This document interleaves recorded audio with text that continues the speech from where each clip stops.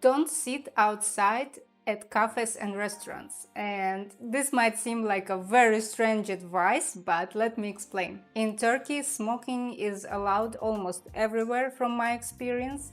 And in most of the cafes and restaurants, the nicer area that's outside the terrace, it will be occupied by smokers, and many people smoke, so wherever you sit there, you will be surrounded by people smoking. And the non-smoking area is usually inside, and it's actually often combined with the family area. So for example, if you're single, or if you're going on a date, or you just want a quiet evening, then it's hard to find a good place, because yeah, you will be sitting with families and the children will be loud. They are children, of course.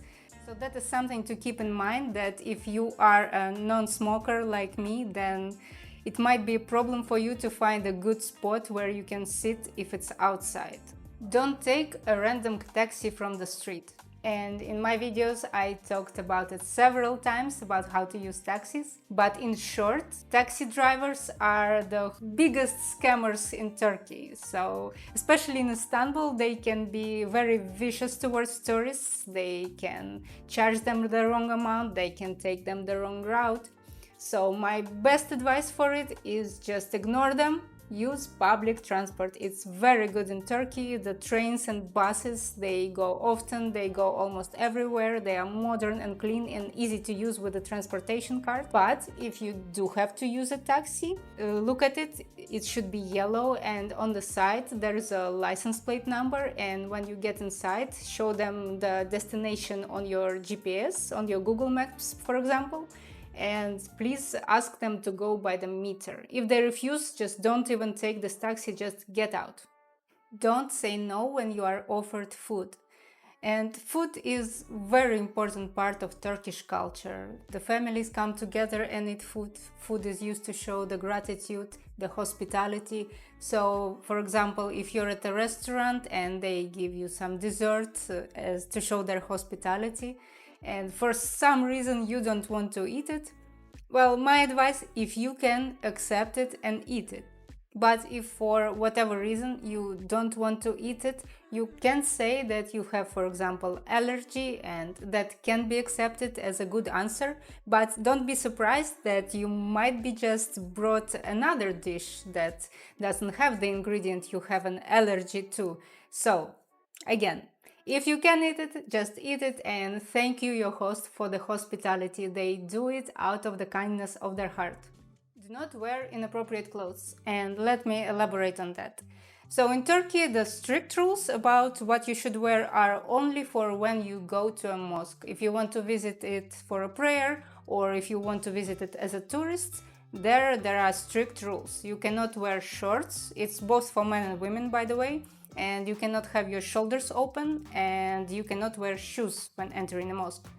But the rule that's also for women but not for men is, of course, covering your hair. And in popular destinations for tourists in Istanbul, for example, if you wish to visit a popular, very famous blue mosque, there they will actually give you something to cover your legs and cover your hair. And if it's a smaller mosque, then you have to have your own cover.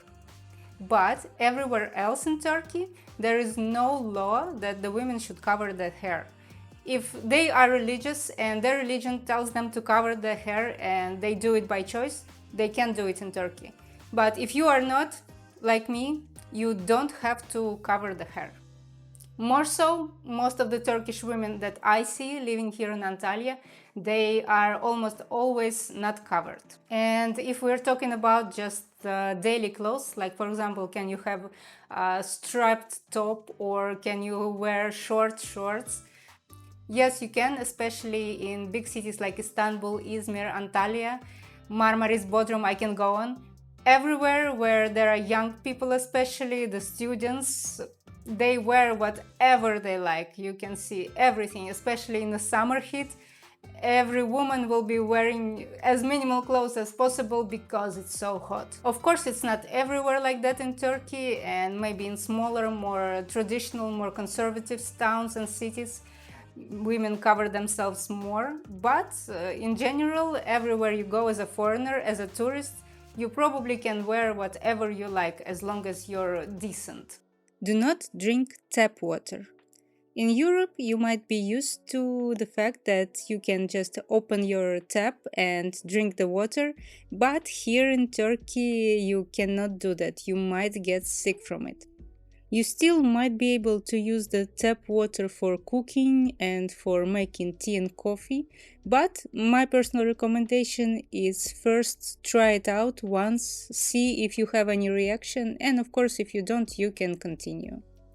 Don't forget your earplugs and a sleeping mask. Soundproofing is very bad almost everywhere where we traveled in Turkey. Even in a more expensive hotel like Doubletree Hilton or Radisson Blu, we had this issue. And don't even get me started on cheaper hotels and Airbnbs. You can hear what your neighbors are talking about, you can hear their television, if they're arguing or if they have children, you will hear it all. So I would say earplugs are essential. Don't disrespect the Turkish flag. Turkish flag is used on special days and you cannot insult it. Turkish flag is often hanged outside the buildings and all over the city on special days, on holidays, and it is actually against the law to do anything bad to it, like to burn it or to write anything on it or just to throw it down on the floor and step on it.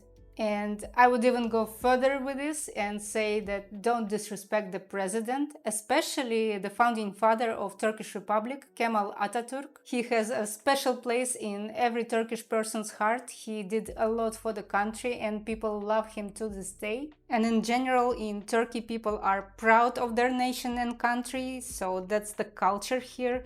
And I know not in every country it's like that, so for you it might seem like too much, but here it's normal and it's expected, so I think we as foreigners should respect it and accept it as part of the culture, even if our views are different. Don't be afraid of stray dogs and cats.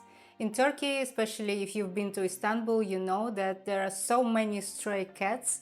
But don't be afraid, they are usually well taken care of. People do bring them food and water and they are generally nice towards them, so you as a tourist should do the same. And for the dogs, they can be sometimes big dogs, especially here in Antalya we have them.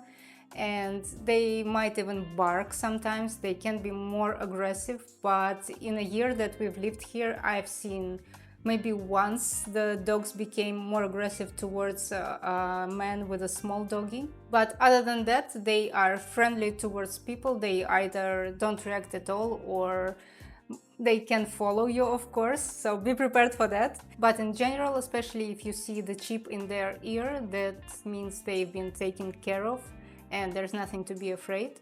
And from Turkish people, I heard that the reason they love animals so much is that if you feel bad or stressed, you can just pet a stray dog or a cat and they make you release your stress. So you see, in general, the attitude towards animals is to be kind and nice to them. Don't shop at a local market without bargaining. And I must clarify that this relates to the markets that sell to the tourists mostly.